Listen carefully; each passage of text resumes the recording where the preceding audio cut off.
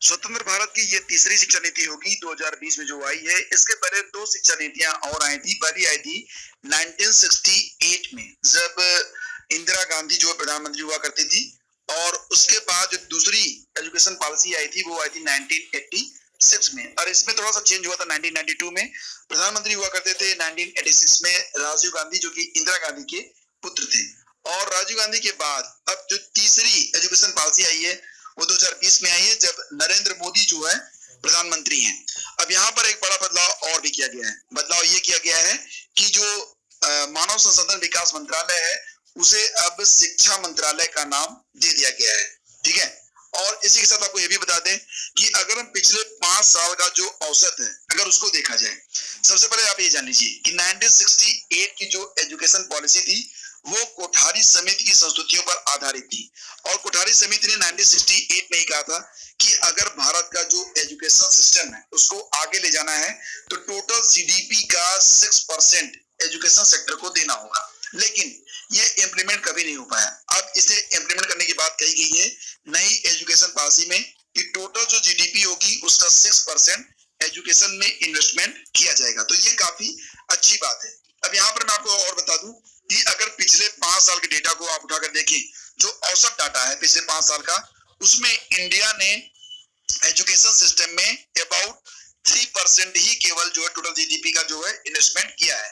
जबकि अगर हम अपने पड़ोसी भूटान के बारे में बात करें तो भूटान लगभग 7.5% तक इन्वेस्टमेंट करता है अपनी टोटल जीडीपी का शिक्षा में। और इसके अलावा जिम्बाब्वे हो गया या स्वीडन हो गया, ये लोग 7% पे हैं।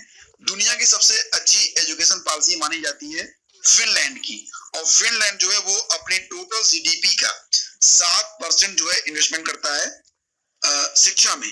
तो ये एक बड़ा डिफरेंस था। यानी कि भारत में अभी तक शिक्षा के क्षेत्र में, जो कि बहुत ही इंपॉर्टेंट सेक्टर है, उसमें बहुत कम इन्वेस्टमेंट हो रहा था, जिसे अब बढ़ाया गया है। और ये वाकई एक बहुत अच्छी बात है। आप लोगों में से कई सारे लोगों ने एक सवाल किया था कि जो शिक्षक भर्ती होगी नई शिक्षा नीति के अंतर्गत, जो शिक्षकों की शिक्षा होगी, ट्रेनिंग होगी, वो किस प्रकार से होगी। तो बेसिकली कुल 650 पेजेस में से मैं जो इंपॉर्टेंट पॉइंट्स हैं शिक्षक भर्ती से संबंधित उसके बारे में चर्चा करूंगा इस वीडियो में।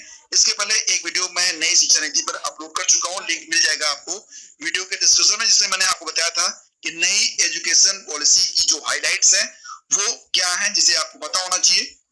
एग्जाम्स के लिए भी ये पॉइंट्स इंपॉर्टेंट है। अब सबसे पहले आपको बता दें कि जो नई एजुकेशन पॉलिसी का ड्राफ्ट है उसमें लिखा गया है कि ऐसे कुछ ही संस्थान हैं जो स्पष्ट रूप से इस बात को लेकर लक्षित हैं कि वो उत्कृष्ट प्रदर्शन करने वाले शिक्षकों जिनमें शिक्षण के गुण उत्कृष्ट हो उनको नियुक्त करेंगे। यानी कि बात यहाँ पर यह की जा रही है कि शिक्षक भर्ती प्रक्रिया में कोई भी साक्षात्कार वर्तमान में नहीं होता, ना ही कक्षा में शिक्षण कार्यों का प्रदर्शन जांचा जाता है कि शिक्षक किस प्रकार से शिक्षण कार्य करेगा, ना उसका इंटरव्यू होता है। तो इससे जो है उसके शिक्षक के बारे में कुछ विशेष रूप से व्यक्तिगत पता नहीं चलता है। बहुत सारे लोग टीटी क्वालिफाई करके आते हैं, लेकिन टीटी क्वालिफाई करना भी इस बात का प्रमाण नहीं होता है कि जो व्यक्ति टीटी क्वालिफाई करके आया है वो एक अच्छा शिक्षक साबित होगा। और दूसरी बात, आज के समय में शिक्षक शिक्षा यानी कि जो एजुकेशन ऑफ टीचर है वो गंभीर रूप से पिछड़ी है। हमारे देश में 17,000 शिक्षक शिक्षा संस्थान है, उनमें लगभग 92% प्राइवेट है। और ये जो प्राइवेट इंस्टीट्यूट है इसके बारे में कहा गया कि ये सिर्फ व्यवसायिक दुकानों की तरह है। यहाँ पर क्वालिटी को बिल्कुल भी मेंटेन नहीं किया जाता, न्यूनतम पाठ्यक्रम और कार्यक्रम जरूरतों को भी पूरा नहीं किया जाता, सिर्फ डिग्रियों की खरीद फरोख्त होती है। और हवाला दिया गया है कि ये बात कही गई है जीएस वर्मा कमीशन 2012 की रिपोर्ट में। तीसरी बात कि शिक्षकों के पदस्थापन में बहुत सारी गंभीर मतलब उनके ट्रांसफर से संबंधित जो दिक्कतें आती है उसके बारे में बात कही गई है। ये भी कहा गया कि वर्तमान में पूरे देश में 10 लाख तक जो शिक्षकों के पद हैं वो रिक्त हैं। और यहाँ पर बहुत से स्कूलों की ये गंभीर समस्या है, उनके पास ऐसे शिक्षक ही नहीं है जिनकी पाठ्यक्रम के मुख्य विषयों में विशेषज्ञता हो। यानी कि हिंदी का टीचर है वो गणित पढ़ाता है, विज्ञान का शिक्षक है वो इतिहास पढ़ाता है। तो ये एक ऐसी समस्या है जिसमें संतुलन खोजना एक बहुत ही महत्वपूर्ण बिंदु हो सकता है। और सबसे बड़ी बात ये कि यहाँ पर जो शिक्षक होते हैं उनका ट्रांसफर जब हो जाता है तो जो बीच में ट्रांसफर होने पर क्या होता है कि जो मुख्य रूप से जुड़े रहते हैं स्टूडेंट्स, उनको नए शिक्षक और फिर एक समायोजन की समस्या उत्पन्न हो जाती है।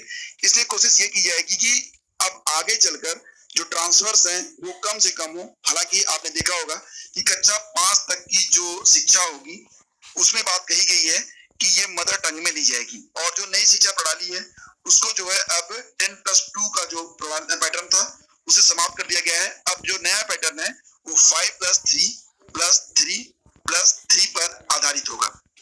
ठीक है, तो 5+3 ये होगा 5+3+3+4, यानी कि शुरुआती जो 5 साल होंगे 0 से लेकर 2 तक, ये 5 साल, फिर 3, 4 और 5 ये हो गया सेकेंड 3, फिर 6, 7 और 8 क्लास ये हो गया सेकेंड 3, और उसके बाद 4 साल हाई स्कूल और इंटरमीडिएट के बारे में यहाँ पर बात कही जा रही है। ठीक है, तो ये नया पैटर्न अब फॉलो किया जाएगा।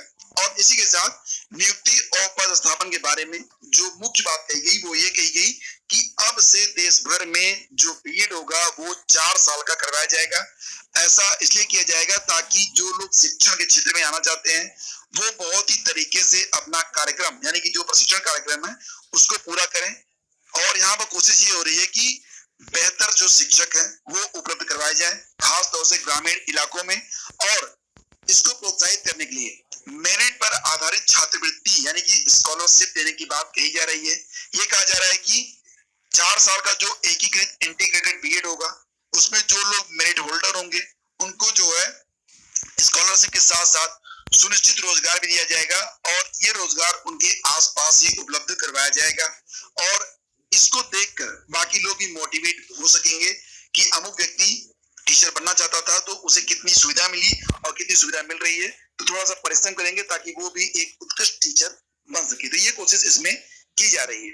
तबादले के बारे में मैं आपको बता चुका हूँ कि तबादले की प्रक्रिया को नुकसानदेह बताया गया है, और ये कहा गया है कि अगर विशेष परिस्थितियां होती हैं, दाम्पत्य या फिर पारिवारिक मुद्दे या फिर कोई ऐसी परिस्थिति जिसमें ट्रांसफर जरूरी हो, उसी पर ट्रांसफर होगा, मतलब एक आम ट्रांसफर अब नहीं होगा। ये बात इसमें कही गई है। और यहाँ पर मैं आपको बीच में बता देता हूँ कि जो नई शिक्षण नीतियां हैं वो तत्काल प्रभाव से लागू नहीं है। इसके लिए 2030 और 2040 तक का समय दिया गया, यानी कि अगले 2 दशकों में इसे पूरी करने की बात कही गई है। क्रमशः कुछ चीजें अब से लागू होना स्टार्ट हो जाएंगी, और क्रमशः कुछ चीजें जैसे कि जो 4 साल का जो बीएड है उसके बारे में बात कही जा रही है कि 2030 तक 4 साल का बीएड का कार्यक्रम लागू किया जाएगा। हालांकि कुछ जगहों पर इसकी शुरुआत पहले भी हो सकती है, लेकिन जो पुराना पैटर्न है 2 साल के बीएड का वो भी साथ साथ चलता रहेगा। किस प्रकार से देगा इसके बारे में आगे आपको बता रहा हूँ। अब टीटी के बारे में बात करते हैं। तो टीटी जो है ये फर्स्ट लेवल स्क्रीनिंग होगी शिक्षक बनने के लिए। टीटी को और भी सुदृढ़ बनाने की बात इसमें कही गई है, यानी कि परीक्षा सामग्री जो टीटी की होगी उसका जो पाठ्यक्रम होगा, जो विषय वस्तु होगा, उसको थोड़ा और भी अध्यापन ओरिएंटेड बनाया जाएगा। मतलब कि कुछ और भी चेंजेस टीटी की परीक्षा में देखने को आपको मिल सकते हैं। और इसके अलावा जो विषय शिक्षक होंगे उनकी नियुक्ति के लिए उनका जो संबंधित विषय में नेशनल टेस्टिंग एजेंसी एनटीए की परीक्षा होगी उसमें जो प्राप्तांक प्राप्त करेंगे तो उसको भी ध्यान में रखा जाएगा। और इसी के साथ एक बड़ा चेंज जो मैं आपको बताने वाला हूं वो ये है कि अब 1 to 8 यानी कि कक्षा 1 से लेकर 5 तक, 6 से लेकर 8 तक और उसके ऊपर की कक्षाओं में भी अब जो टीचर्स होंगे, हालांकि अभी निश्चित रूप से ये नहीं बताया गया इसमें कि किस लेवल तक, लेकिन ये निश्चित रूप से ये कहा जा सकता है कि प्राइमरी और जूनियर के लिए जो शिक्षक बनना चाहेंगे उसके लिए बात कही जा रही है।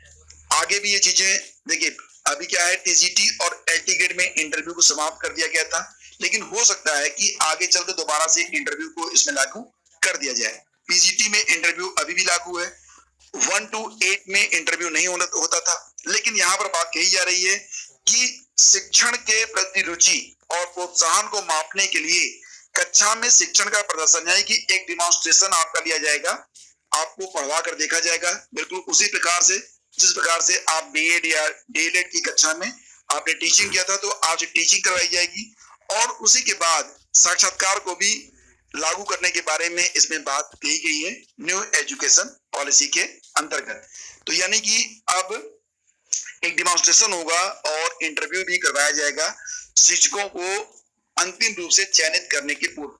तो लंबे समय में अस्थायी शिक्षक बनने के लिए 4 वर्षीय एकीकृत बीएड डिग्री एक न्यूनतम आवश्यकता होगी।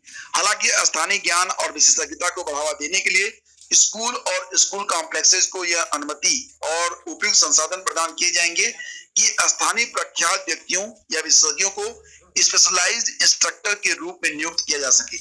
तो मतलब ये कि स्पेशल जो टॉपिक होंगे उस पर स्पेशल नॉलेज देने के लिए स्पेशलाइज्ड इंस्ट्रक्टर को जो है नियुक्त करने की बात कही जा रही है। ये इंस्ट्रक्टर अलग अलग विषयों के होंगे, जैसे पारंपरिक स्थानीय कला, व्यवसायिक शिल्प, उद्यमशीलता, कृषि या कोई अन्य विषय जिसमें स्थानीय विशेषज्ञता उनको हासिल होगी और विद्यार्थियों के लिए उपयोगी होगी। स्थानीय ज्ञान को संरक्षित और उसको देने के बारे में यहाँ पर बात कही जा रही है। ठीक है, चलिए आगे बढ़ते हैं।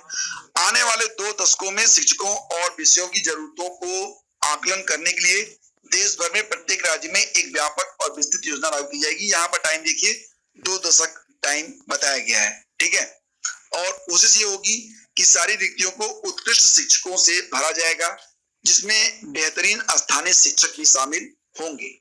गैर शैक्षिक गतिविधियां होती थी उस पर रोक लगाने की बात कही गई है। अक्सर शिक्षकों का ज्यादातर समय गैर शैक्षिक गतिविधियों को करने में चला जाता है।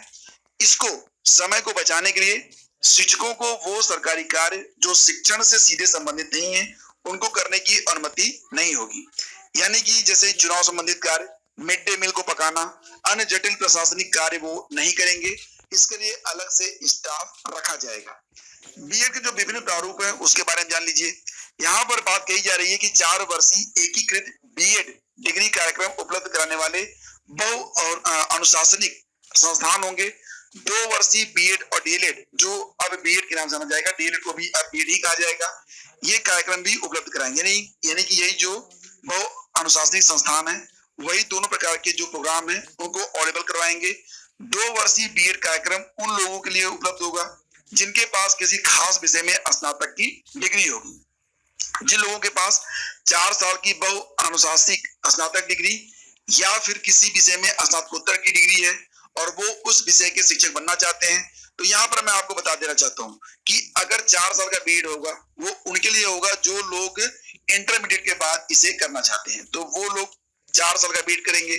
जो लोग ग्रेजुएशन, यानी कि अब यहाँ पर ग्रेजुएशन भी 2 तरीके का होगा। एक ग्रेजुएशन होगा 3 साल का, तो अगर ग्रेजुएशन करने के बाद कोई बीएड करता है तो उसे 2 साल का बीएड करना होगा। अगर किसी ने ग्रेजुएशन किया है 4 वर्षों का और वो पीजी भी है, 1 साल उसने पीजी भी किया है, तो वो 1 साल का बीएड कर सकेगा। ये 3 प्रकार के बीएड कार्यक्रम उपलब्ध होंगे, लेकिन अभी इनको जो है मैं पहले से बता चुका हूं कि ये चीजें धीरे धीरे अस्तित्व में लाई जाएंगी। ठीक है, उत्कृष्ट जो विद्यार्थियों को शिक्षण पेशे में प्रवेश करने को प्रोत्साहित करने के लिए मेरिट आधारित छात्रवृत्ति मिलेगी। 4 साल का जो बीएड एकीकृत पाठ्यक्रम होगा उसमें जो मेरिट होल्डर होंगे उनको जो है छात्रवृत्ति भी प्रदान की जाएगी। ऑलरेडी इसके बारे में आपको बता चुका हूं। अब शिक्षक नियुक्ति प्रक्रियाओं के बारे में बात करें तो जो टीईटी होगी ये फर्स्ट लेवल की स्क्रीनिंग होगी। वर्तमान में मौजूद जो टीईटी है उसको बेहतर और सुदृढ़ बनाने के बारे में बात कही जा रही है, जिससे अभिलाषी शिक्षकों की क्षमता और ज्ञान का अधिक सार्थक परीक्षण सुनिश्चित हो सकेगा। स्कूल शिक्षा के सभी स्तरों जैसे कि बुनियादी शिक्षा 1 to 5, प्राथमिक, ठीक है, उच्च प्राथमिक और माध्यमिक को शामिल करते हुए टीईटी को विस्तृत किया जाएगा। तो इसके अतिरिक्त अब विषय शिक्षकों की भर्ती प्रक्रिया में उनके संबंधित विषय में प्राप्त एनटीए शिक्षकों, यानी कि एनटीए का जो एग्जाम होगा उसके अंकों को भी शामिल किया जाएगा। तो इसको ऐसे समझिए आप कि टीईटी की परीक्षा भी होगी, लेकिन अगर किसी खास विषय में हिंदी हो गई, अंग्रेजी हो गया, उर्दू हो गया, संस्कृत हो गया, इसमें अगर आप भाषा शिक्षक बनना चाहते हैं तो एनटीए के द्वारा एक परीक्षा होगी, उसको भी पास आउट आपको करना होगा। ठीक है, प्राइवेट स्कूलों के शिक्षकों के लिए टीईटीज और एनटीए की परीक्षा को पास करना जल्द से जल्द अनिवार्य किया जाएगा, यानी कि प्राइवेट स्कूलों में भी टीईटी को अनिवार्य कर दिया जाएगा। और इसके अलावा मैं आपको बता चुका हूं कि जो शिक्षकों की भर्ती होगी उसमें अब कक्षा प्रदर्शन और इंटरव्यू की बात कही जा रही है। लिखित परीक्षाओं से शिक्षक की स्थानीय भाषा पर पकड़, शिक्षक के प्रति जोश और उत्साह को नहीं आंका जा सकता, जो कि एक उत्कृष्ट शिक्षक के गुणों में शामिल है। इसके लिए इच्छुक शिक्षकों के लिए दूसरे चरण की स्क्रीनिंग, जिसको चयन प्रक्रिया के अंतर्गत रखा जाएगा, इसमें साक्षात्कार होगा और 5-7 मिनट तक कक्षा में पढ़ाने का प्रदर्शन शामिल किया जाएगा। तो ये चीजें होंगी। और दूसरे चरण की जो स्क्रीनिंग होगी, यानी चयन प्रक्रिया को स्थानीय बीआरसी में करा जाएगा। अगर ये संभव नहीं है तो टेलीफोन के माध्यम से साक्षात्कार होगा, इंटरव्यू होगा और शिक्षा प्रदर्शन का वीडियो इलेक्ट्रॉनिक माध्यम से भेजा जा सकता है। यानी कि ये चीजें होंगी, चाहे तो कक्षा में करवाई जाएंगी या फिर ऑनलाइन होंगी, लेकिन दोनों चीजें शामिल होंगी, कक्षा प्रदर्शन और इंटरव्यू। यानी कि कक्षा में आप कैसे पढ़ाते हैं ये भी वीडियो बना के आपको देना होगा या वहां पर दिखाना होगा, और आपका जो इंटरव्यू होगा वो हो सकता है कि फोन पर हो या फिर आमने सामने हो। पैरा टीचर्स की प्रैक्टिस को खत्म करना। 2022 तक देश भर में पैरा टीचर्स, जिसको शिक्षा कर्मी, शिक्षा मित्र आज व्यवस्था को बंद कर दिया जाएगा। इसका मतलब ये नहीं है कि वर्तमान में जो लोग अपॉइंटमेंट जिनको मिल चुका है, जो लोग काम कर रहे हैं, उनको बाहर नहीं किया जाएगा, लेकिन इस प्रकार की नई व्यवस्था अब लागू नहीं होगी। यानी कि इस प्रकार के शिक्षा कर्मियों को अब लागू नहीं किया जाएगा, उनकी भर्ती अब नहीं की जाएगी। तो जो लोग हैं बने हुए वो लोग बने रहेंगे, नए लोगों को इस आधार पर नहीं लाया जाएगा। अब कोशिश की जाएगी कि अगर शिक्षकों की कमी है तो डायरेक्ट शिक्षकों की ही भर्ती की जाएगी।